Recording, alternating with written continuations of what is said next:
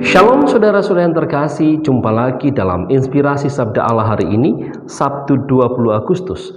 Bersama seluruh gereja kita merayakan peringatan wajib Santo Bernardus, Abbas dan Pujangga Gereja. Semoga Anda semua sehat adanya. Mari kita mengawali dengan berdoa. Dalam nama Bapa dan Putra dan Roh Kudus, amin. Bapa yang Maha Baik, kami bersyukur kepadamu untuk rahmat yang melimpah yang kami rasakan sampai saat ini. Hadirlah bersama kami ya Tuhan, semoga sabdamu menginspirasi hidup kami. Demi Kristus Tuhan dan Juru Selamat kami. Amin. Sabda Tuhan yang akan kita renungkan dari Injil Matius bab 23 ayat 1 sampai 12. Sekali peristiwa, berkatalah Yesus kepada orang banyak dan murid-muridnya, ahli-ahli Taurat dan orang-orang Farisi telah menduduki kursi Musa. Sebab itu, turutilah dan lakukanlah segala sesuatu yang mereka ajarkan kepadamu. Tetapi janganlah kalian turuti perbuatan mereka, karena mereka mengajarkan tetapi tidak melakukannya.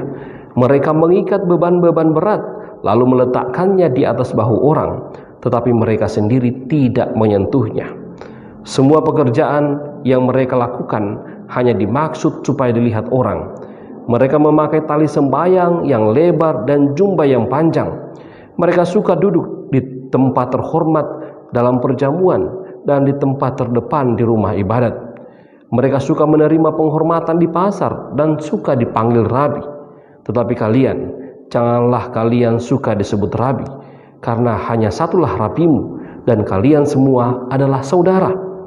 Dan janganlah kalian menyebut siapapun bapa di bumi ini, karena hanya satu Bapamu, yaitu Dia yang di surga. Janganlah pula kalian disebut pemimpin, karena hanya satu pemimpinmu, yaitu Kristus. Siapapun yang terbesar di antaramu, hendaklah ia menjadi pelayanmu. Barang siapa meninggikan diri, akan direndahkan, dan barang siapa merendahkan diri, akan ditinggikan. Demikianlah sabda Tuhan.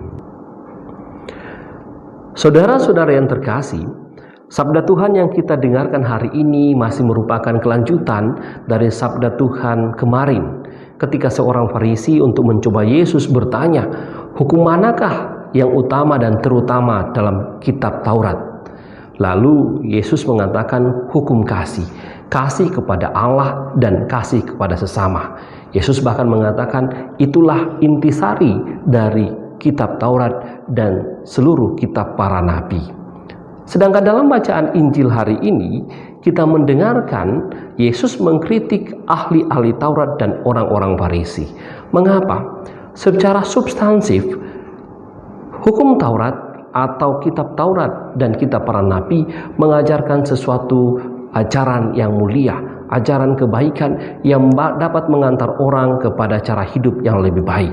Hanya saja para pemimpin, terutama ahli-ahli Taurat dan juga ahli-ahli Farisi yang sungguh mengenal baik kitab Taurat dan kitab para nabi, tidak menunjukkan diri sebagai teladan yang perlu dicontoh. Mereka tahu ajaran Taurat, mereka paham kitab para nabi, tapi mereka sendiri tingkah lakunya tidak dapat mencerminkan ajaran mereka. Bahkan dikatakan oleh Yesus, mereka mengikat beban-beban berat itu dan meletakkannya kepada pengikutnya, sedangkan mereka sendiri tidak mengikutinya. Apa yang dapat kita tarik dari sabda Tuhan hari ini? Paling tidak bagi saya ada 2 poin. Yang pertama, Yesus mau mengkritik orang-orang yang seringkali mengatakan seperti ini, saya tidak mau pergi ke gereja karena pemimpinnya seringkali marah, selalu marah, atau saya tidak mau mengikuti kegiatan-kegiatan ibadat karena pemimpinnya tidak kompeten untuk itu. Seringkali kita melihat apa yang diajarkan Tuhan itu sesuai dengan pemimpinnya. Nah, inilah yang dikritik oleh Tuhan. Ajaran Tuhan itu begitu mulia, tidak bisa dibatasi hanya oleh seorang pemimpin. Maka mengikuti Tuhan, mengikuti ajarannya, bukan mengikuti pemimpinnya. Inilah yang bisa kita tampilkan pada poin yang pertama ini. Bagaimana saya dan Anda mengikuti ajaran Tuhan yang mulia itu, sungguh pada substansinya ajaran Tuhan yang mulia itu kita ikuti sebagaimana mestinya. Kita tidak tergantung kepada pemimpinnya, kita tidak tergantung kepada orang yang memberikan ibadatnya, tetapi dengan keyakinan iman, ajaran Tuhan itu berkembang dalam diri kita. Itu yang pertama.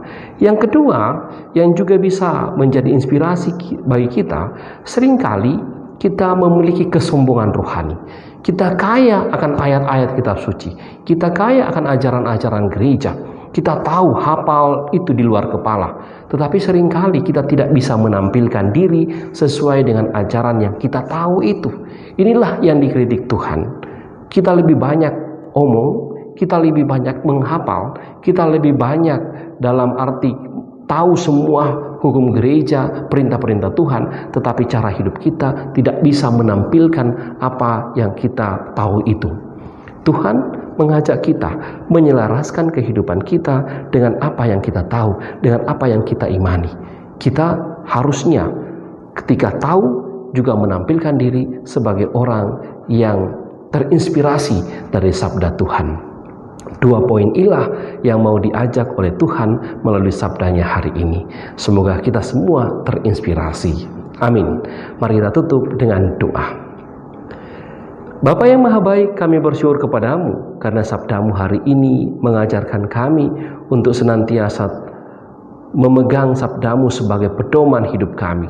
Bantulah kami juga ya Tuhan, semoga sabdamu itu yang kami tahu dan kami imani juga menginspirasi perjalanan hidup kami, sehingga kami dapat menjadi saksi-saksi sabdamu yang hidup. Bantulah kami ya Tuhan, demi Kristus Tuhan dan Juru Selamat kami. Amin. Tuhan bersamamu dan bersama rohmu. Semoga saudara sekalian diberkati oleh Allah yang Maha Kuasa, Bapa, Putra, dan Roh Kudus. Amin. Terima kasih saudara-saudariku yang telah mendengarkan sabda Allah. Saya, Pastor Marcel Lolotandung, mengucapkan berlimpah terima kasih kepada Pastor Antonius Mikael. Semoga Pastor senantiasa diberkati Tuhan dalam setiap aktivitas dan pelayanannya. Amin.